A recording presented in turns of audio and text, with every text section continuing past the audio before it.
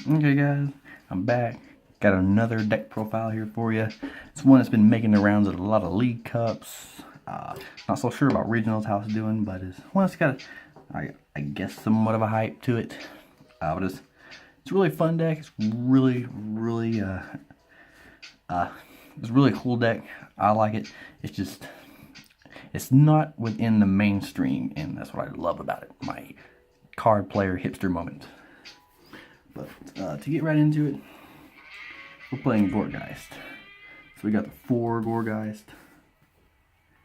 and 4 Pumpkaboos. So what's a good thing about it is there's a lot of fighting decks right now. Resistance to fighting. So yeah. Bad news, it's weak to dark. And with every fighting deck, there's just as much Zoroark running around. So good and bad. Still a great card. Pumpkin Bomb can hit massive damage. To support that, run a 3/3 Zoroark GX line. It's important in this deck to keep cycling cards. So trade's just an amazing ability. So I'm trying out a heavy Zoroark GX line. But he's also a great attacker, as you can set up some damage with your Zoroark and then weaken stuff for your Gourgeist, so you don't have to discard as many tools and then conserve them for later when you really need them. Or vice versa, you can soften stuff up with Gourgeist and then finish them off with Zoroark later. They work, as it would seem right now, pretty good together, but then again, Zoroark is in basically every deck, so whatever. Then we got 3 Klefkis, your Pokemon tool card. And then to round off the Pokemon, we have 2 Leles. I was toying around with just 1 Lele, but I feel just that the second Lele is necessary for those moments when I just need to get to a Sycamore, I need a Guzma, or first turn if I just need to Brigette, which, you know, and then playing 1 was just, I prefer to play 1 for space, but it just came down to, I just felt like I needed that second one. So I'm trying that out, but more testing will tell me if I do actually need it that much or not. 3 Sycamores and 3 in. I'm going a little loose on the Draw supporter line because of the heavy Zoroark line that I run. Because once you get your Zoroark set up, then you're just cycling, and then you're not expending as many resources. You're getting rid of the cards that you don't need for cards that you do need. Then like Sycamore, you just, it's better early game. It's better to just get you set up, and then you don't want it the rest of the match. You don't want to discard your tools.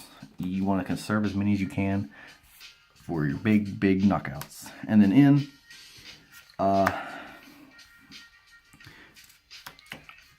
it's just great. I mean, but most likely, like, I wouldn't say you could rush prizes in this deck, but you can potentially just like get an early advantage, and then ends just lackluster. But it's still necessary. It's still to have. Just a great card when you're behind. 2 Guzmas, and then to round off the supporters, a Brigette.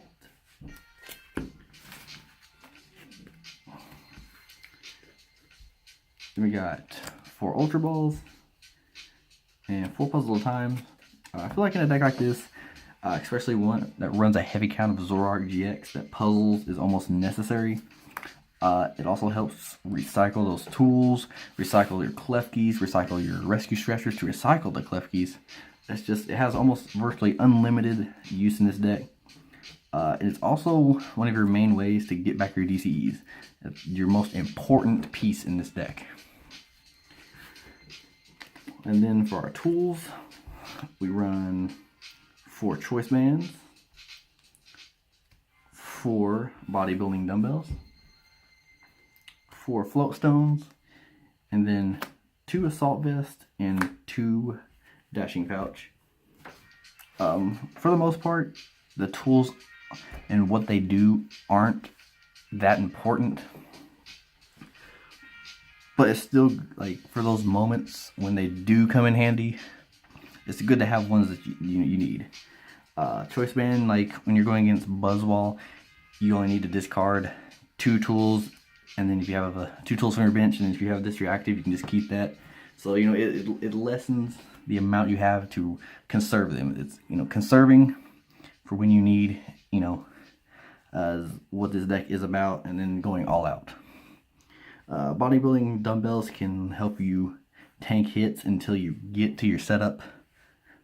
Yeah, floatstone because you don't get stalled. Like, again, salt vest to tank what you need, and then dashing pouch. It's good. You can use your DCE for a free retreat. So, you know, they all have their own unique uses, and I thought about toying around with bursting bloom, but I don't. Just like it falls off. You can't really, like, if you have to sycamore and you don't get what you need, and you just lose that bursting bloom, and that's just one less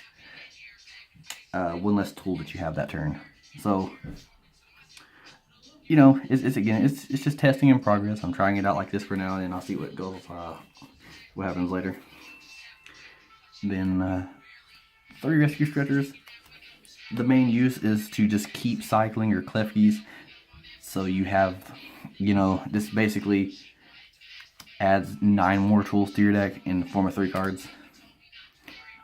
You can also, if you have to discard your Zoroarks early on, you can get them back quickly. And then, you know, your Gorgeist are weak, so if when they get knocked out, put them back, and you just keep cycling Pokemon with this card over and over and over. Just have a constant field presence. And then the last item, 1 special charge. Just running the 1, because I do run the puzzles of time, so if I need to use it again, I can get it back. The option is there for me. I wouldn't play the deck without it, as you only run the 4 DCEs for your energy. So I wouldn't play a deck without it, and if I wasn't running puzzles, this would definitely be a 2 of. But I'm a big fan of puzzles of time, so yeah. But anyway, guys, that is my deck as it stands now. This is just right now, I guess, version 1. I'm going to be testing this build out, maybe at my next locals, see how it does. I'm a fan of decks like this, just overall, just these fun, just more fun decks, but like it can do something. Like, even though a deck is a fun deck, I still do my best with it. Like, I don't just say, oh, this is, you know, this is fun, so I doubt I'll win this match. Like, I always make sure I try to win every match I can, in any way I can. Whether it's a fun deck, whether it's a competitive deck, I build the deck to be the best that it can be, and this is no different.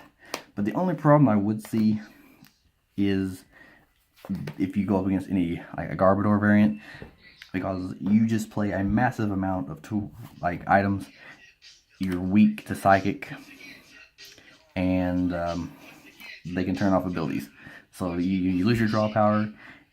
If you attack with Gourgeist at all, then you're just setting up their Garbodors. I mean, it's a battle of 1 hit. So maybe if you rush down their Trebishes, rush down their Garbodors, get ahead of the prize race, then, you know, like, you can still have a chance. But I just feel like that match would be just horribly difficult. As you notice, we don't run field blowers, so our only option to get rid of Garbotoxin is to Guzma kill it.